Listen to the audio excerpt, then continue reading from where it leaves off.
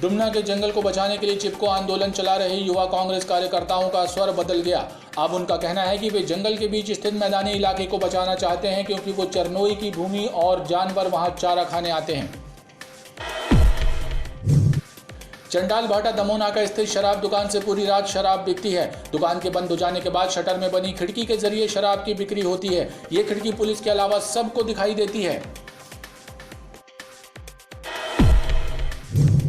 ग्वारीघाट दुर्गानगर में हुई चोरी की वारदात के मामले में पुलिस द्वारा कार्रवाई न किए जाने की शिकायत लेकर पीड़ित महिला एसपी कार्यालय पहुंची और अपनी मुफलिसी का हवाला देकर चोरों को गिरफ्तार कर चोरी का सामान वापस दिलाने की मांग की। सूचना का अधिकार कानून नगर निगम की चौखट पर दम तोड़ रहा है। जानकारी मांगने वाले अधिकांश आवेदकों को निराश होकर अपील में जाना पड़ता है। इसी तरह के 17 आवेदकों की सुनवाई करते हुए अपील अधिकारी टीएस कुमरे ने विभागीय प्रमुखों को आदेश दिया कि समय सीमा पर जानकारी प्रदान की जाए। स्वतंत्रता के अमृत महोत्सव में वैज्ञानिकों का योगदान विषय पर विज्ञान भारती संस्था के द्वारा जिज्ञासा कार्यक्रम का आयोजन किया जा रहा है। संस्था के सदस्यों ने रानी दुर्गावती विश्वविद्यालय पहुंचकर कुलपति को इस कार्यक्रम की जानकारी दी। आर्थिक तंगी के चलते नगर निगम की शासकीय योजना शाखा के कामकाज ठप पड़े। योजनाओं के हितग्राही मदद के लिए निगम मुख्यालय के चक्कर काट रहे हैं। महिला स्व सहायता समूहों को दी जाने वाली मदद भी रोक दी गई है, जिसके चलते गरीब परिवारों की हजारों कामकाजी महिलाएं परेशान। जनसंघ के संस्थापक डॉक्टर श्यामा प्रसाद मुखर्जी की पुण्यतिथि के अवसर पर भाजपा कार्यालय में सांसद सहित वरिष्ठ नेताओं और कार्यकर्ताओं ने श्रद्धा सुमन अर्पित किए।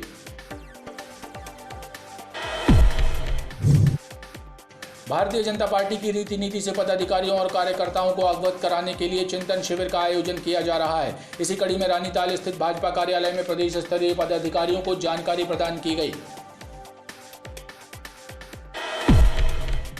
खमरिया थाना अंतर्गत ग्राम घाना में महिला की गला रेतकर हत्या करने वाले आरोपी हमीद के द्वारा थाने में एसिड पिए जाने की घटना से पुलिस महकमे में खलबली मची है। आरोपी को इलाज के लिए मेडिकल में भर्ती करवाया गया। मध्य प्रदेश पुलिस कांस्टेबल की भर्ती के लिए आयोजित होने वाली परीक्षा की तिथि घोषित करने की मांग को लेकर परीक्षार्थियों ने मुख्यमंत्री के नाम जिला प्रशासन को ज्ञापन सौंपा।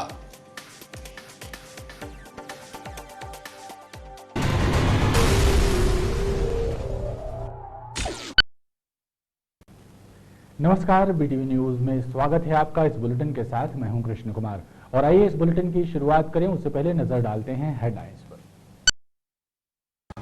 नगर निगम में दम तोड़ रहा है सूचना का अधिकार कानून। भ्रष्ट कर्मचारियों को बचाने के लिए जनता से छिपाई जाती है जानकारियां। अपील अधिकारी के सामने उजागर हुई कई खामियां। बंद दुकान से बिकती है शराब। चंडाल भाटा दमोनाका स्थित शराब दुकान से होता है रात भर कारोबार। क्षेत्रीय लोग परेशान। और जनसंघ के संस्थापक डॉक्टर श्यामा प्रसाद मुखर्जी की पुण्यतिथि पर भाजपा कार्यालय में दी गई पुष्पांजलि। बूथ स्तर पर भी आयोजित हुए पुष्पांजलि कार्यक्रम।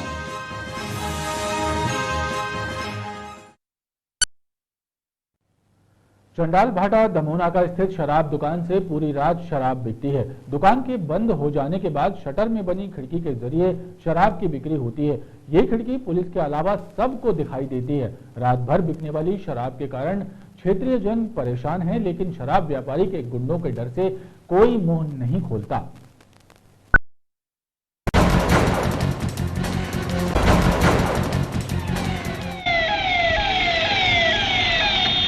चंडाल भाटा स्थित शराब दुकान जब रात्रि में बंद हो जाती है तो दुकान की शटर में बनी खिड़की के जरिए शराब बेची जाती है, यानी बंद दुकान से भी शराब की बिक्री जारी रहती है।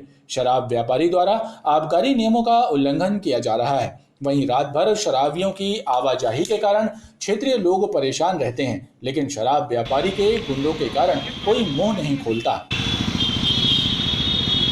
चर्चा तो ये भी है कि रात भर बिकने वाली इस शराब के कारोबार में पुलिस भी शामिल है, क्योंकि बंद दुकान की शटर में बनी ये खिड़की सिर्फ पुलिस को दिखाई नहीं देती।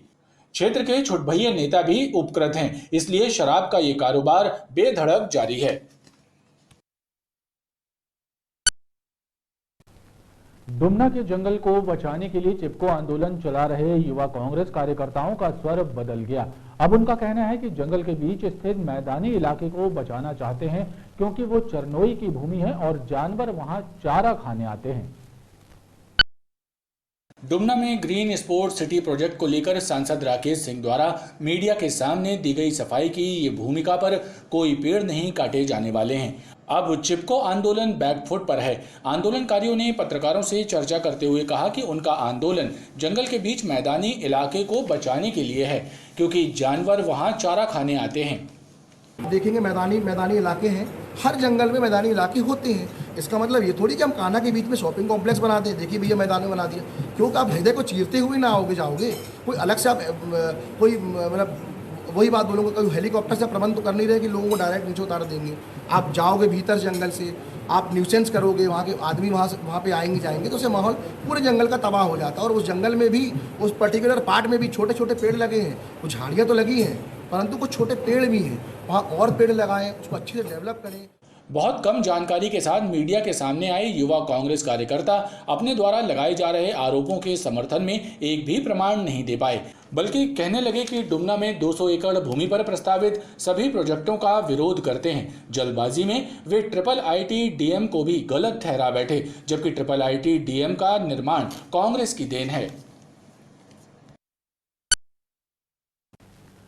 सूचना का अधिकार कानून नगर निगम की चौखट पर दम तोड़ रहा है। जानकारी मांगने वाले अधिकांश आवेदकों को निराश होकर अपील में जाना पड़ता है। इसी तरह के 17 आवेदकों की सुनवाई करते हुए अपील अधिकारी TS कुमरे ने विभागीय प्रमुखों को आदेश दिया कि समय सीमा में जानकारी प्रदान की जाए। सूचना के अधिकार अधिनियम के तहत नगर निगम से जानकारी मांगने वाले जिन आवेदकों को जानकारी नहीं मिल पा रही है, उन्होंने अपील अधिकारी अपर आयुक्त TS कुमरे से शिकायत की। उनकी शिकायतों पर सुनवाई करते हुए अपील अधिकारी के सामान्य प्रशासन विभाग, भवन शाखा, अतिक्रमण शाखा सहित आधा दर्जन से ज्यादा विभाग प्रमुखों को आदेश दिया कि समय सीमा में जानकारियां प्रदान की जाएं। पहले वाला तो रिजेक्ट कर दिया कि सामने वाले की आपत्ति है, शासकीय अभिलेख है अटेंडेंस का, उसमें सामने कर्मचारी से आपत्ति और अनापत्ति का प्रश्न क्या उठता है भैया? अटेंडेंस तो शासन का है ना, जो कर्मचारी का थोड़ी है। तो उसमें लिख दिया, तो अपील पे आए हैं। कितने दिन से परेशान हो रहे हैं आप? तो बहुत दिन, जी हाँ। जबकि वो वास्तव में प्राइवेट भवन है और स्कूल को किराए पर दिया गया है। कायदे से संपत्ति के मालिक जो प्राइवेट व्यक्ति है उससे सरकारी नियमों के अनुसार जैसे आम नागरिकों से वसूल किया जाता है उसी तरह से उससे टैक्स वसूल किया जाना चाहिए। आज सन 97 से आज तक का हिसाब निकाला जाए तो लाखों रुपए का नुकसान सरकार को नगर निगम के राजस्व शाखा के अधिकारियों ने मिलकर के पहुँचाया हुआ है। मोहरिया में जो एक मकान तोड़ा है नगर निगम से, तो पुलिस विभाग का कहना था कि हमें नगर निगम से परमिशन मिली है। नगर निगम में जब हमने RTA लगाई तो ऐसी कोई भी इनके पास न तो ऊपर से आदेश आया है मकान तोड़ने का, न ऐसा कुछ इनके पास प्रोटोकॉल था। अवैध रूप से इनने तोड़ा है, इलीगल तरीके से। उसके बाद भी अगर हम इनसे सूचना के अधिकार के तहत अगर कोई जानकारी मांग रहे हैं तो ये हमें रोज़ भटकाते हैं, हमारे क्लाइंट को रोज़ भटकाते हैं। उनको कम से कम आज 4 महीने हो गए जो मानसिक प्रताड़ना वो झेल रहे हैं। उनके जवान बेबी बच्चे हैं, कहाँ जाएंगे? अपील अधिकारी के सामने पहुंचे एक बुजुर्ग ने बताया कि कंचनपुर में एक निजी भवन में संचालित स्कूल के जरिए लाखों रुपयों का चूना नगर निगम को लगाया जा रहा है और जानकारी मांगने पर भटकाया जा रहा है। टैक्स विभाग के कर्मचारियों की मिली भगत से ये खेल चल रहा है। स्वतंत्रता के अमृत महोत्सव में वैज्ञानिकों का योगदान विषय पर विज्ञान भारती संस्था के द्वारा जिज्ञासा कार्यक्रम का आयोजन किया जा रहा है। संस्था के सदस्यों ने रानी दुर्गावती विश्वविद्यालय पहुंचकर कुलपति को इस कार्यक्रम की जानकारी दी। महाकौशल प्रांत विज्ञान भारती संस्था के द्वारा इस वर्ष भी जिज्ञासा कार्यक्रम का आयोजन किया जा रहा है। इसमें विभिन्न प्रतियोगिताओं का आयोजन किया जाएगा। संस्था के सदस्यों ने कुलपति कपिल देव मिश्रा से मुलाकात की और कार्यक्रम के बारे में विस्तृत जानकारी दी। लगातार 15वें वर्ष में जो जिज्ञासा कार्यक्रम मनाया जा रहा है, ये पूरे इस क्षेत्र में अपनी एक विशिष्ट पहचान छात्रों, रिसर्चर, शिक्षकों और जन समुदाय के बीच में अपनी बना चुका है। जैसा कि इस बार आज़ादी के अमृत महोत्सव पूरे देश में मनाया जा रहा है, तो इस जिज्ञासा की थीम ही आज़ादी का अमृत महोत्सव और विविध क्षेत्रों में वैज्ञानिकों द्वारा किया गया योगदान, आज़ादी के पहले और आज़ादी के बाद अनवरत रूप से, इसको फोकस करके जिज्ञासा कार्यक्रम किया गया है। इस कार्यशाला में विद्यार्थियों के लिए बहुत सारी प्रतियोगिताएं होंगी जिसमें कि विद्यार्थी भाग लेते हैं। टीचर्स, रिसर्च स्कॉलर्स, प्रोफेसर सभी भाग ले सकते हैं। ये कार्यक्रम विज्ञान का एक उत्सव के रूप में, विज्ञान के एक उत्सव के रूप में मनाया जाता है महाकौशल प्रांत में, जिसमें कि विज्ञान और विज्ञान में रुचि रखने वाले सभी इसमें आते हैं। हमारे जो वैज्ञानिकों का योगदान है वो जन जन तक पहुँचे, क्योंकि वही हमारे स्वाभिमान के प्रतीक है, वही हमारे गौरव गाथा को लिए हुए ऐसी विरासत हमारे बीच है कि जिसको जान करके हमारे विद्यार्थी स्वयं अपने पैरों पर खड़े होकर के स्वावलंबन की तरफ आगे बढ़ेंगे और जो हमारा वोकल फॉर लोकल की बात है अथवा आत्मनिर्भर भारत की बात है उस दिशा में वो योगदान देने में समर्थ होंगे। बहुत बहुत शुभकामनाएं। संस्था के सदस्यों ने बताया कि इस बार स्वतंत्रता के अमृत महोत्सव में वैज्ञानिकों का योगदान विषय पर जिज्ञासा कार्यक्रम आधारित है।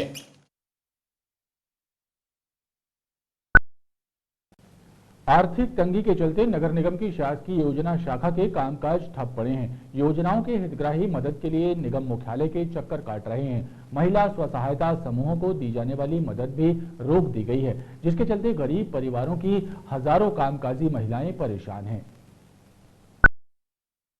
नगर निगम की शासकीय योजना शाखा द्वारा 50 से ज्यादा महिला स्वसहायता समूह बनाए गए हैं, जिन्हें सरकार की मंशा अनुरूप आर्थिक मदद करके रोजगार के अवसर प्रदान किए जाते हैं। लेकिन पिछले 1 साल से नगर निगम में छाई आर्थिक तंगी के चलते सभी क्रियाकलाप ठप पड़े हैं और महिला स्वसहायता समूह की महिलाएं मदद की गुहार लेकर नगर निगम मुख्यालय पहुँच रही हैं।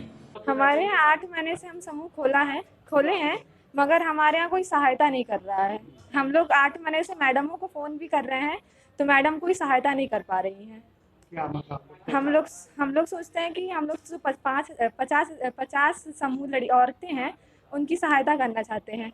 समूह के लिए सिलाई का भी खोल दिया हम लोगों ने, समूह पैसा भी लगाया, मगर कोई सहायता ही नहीं कर रही है। मैडम को 8 महीने से फ़ोन भी करे तो मैम बहाने पे बहाना बताती हैं।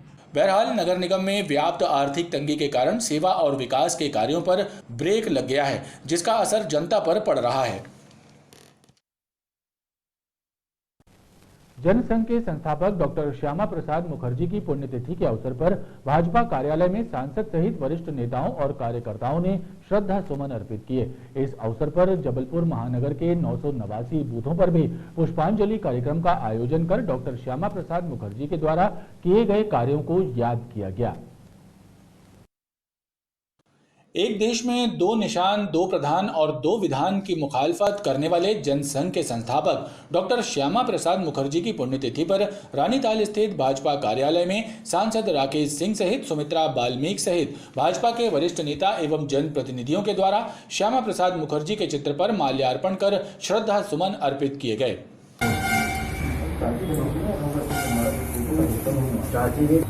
सांसद राकेश सिंह ने डॉक्टर श्यामा प्रसाद मुखर्जी को असाधारण शख्सियत का धनी बताते हुए उनके द्वारा देश हित में किए गए कार्यों को याद किया।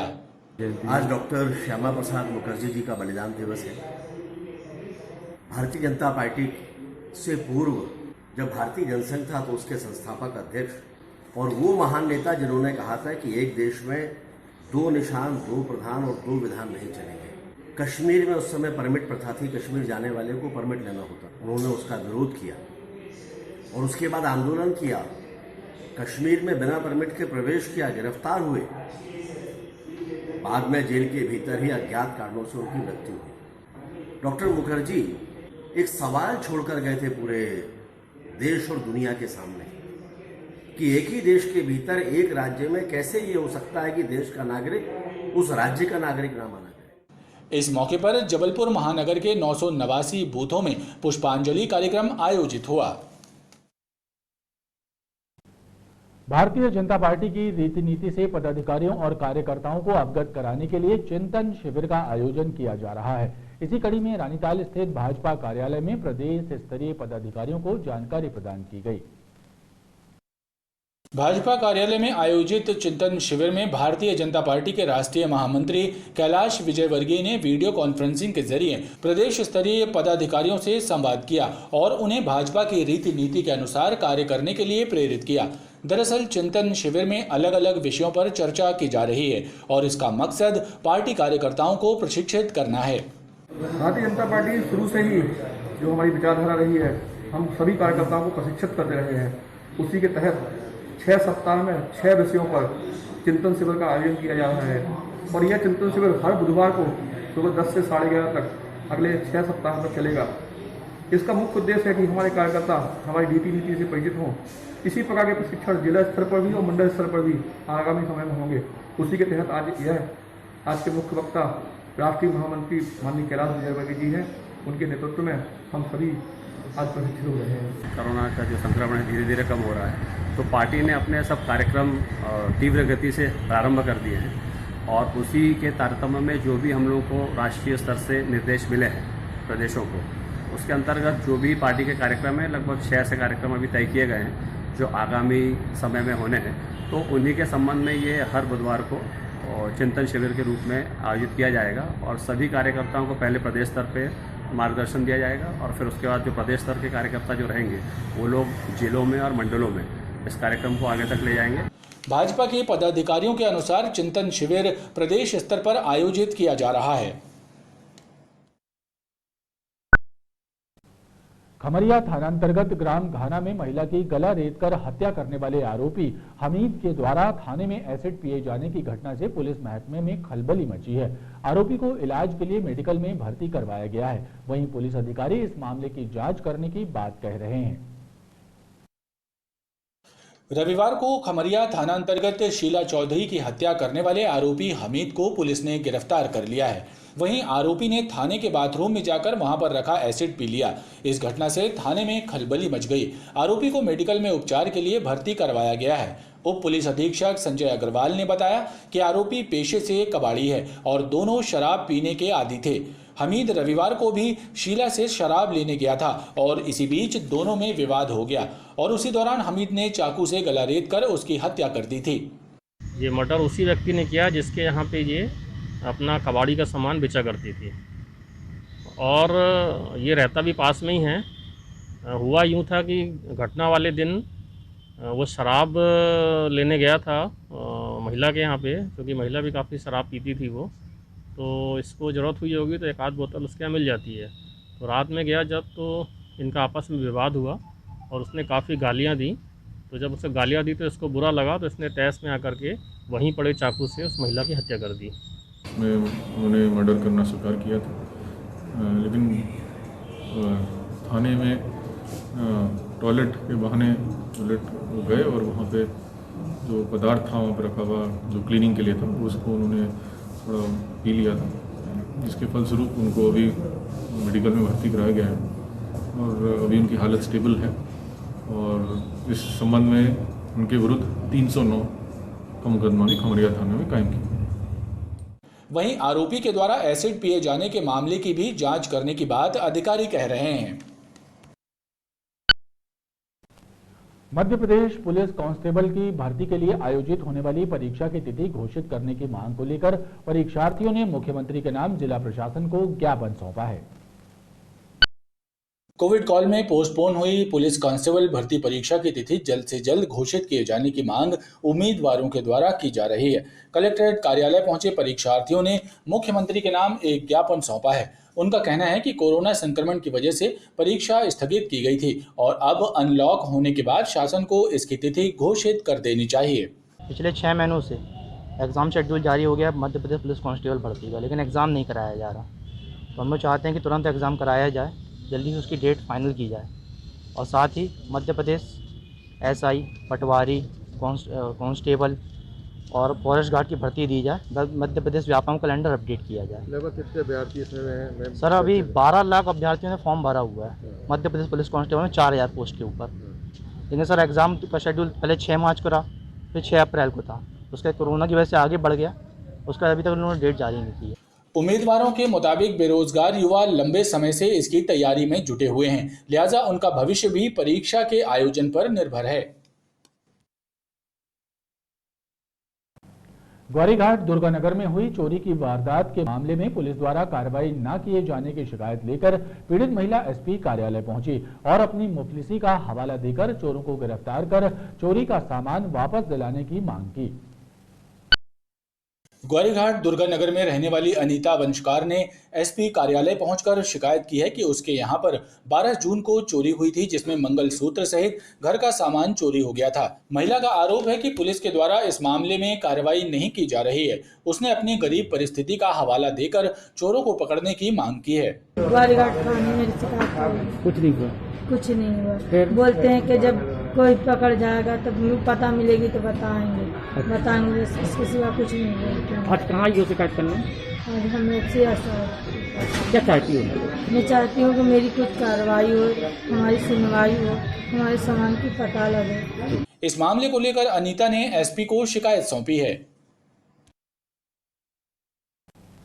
खबरों का क्रम लगातार जारी है, आप देखते रहिए BTV न्यूज।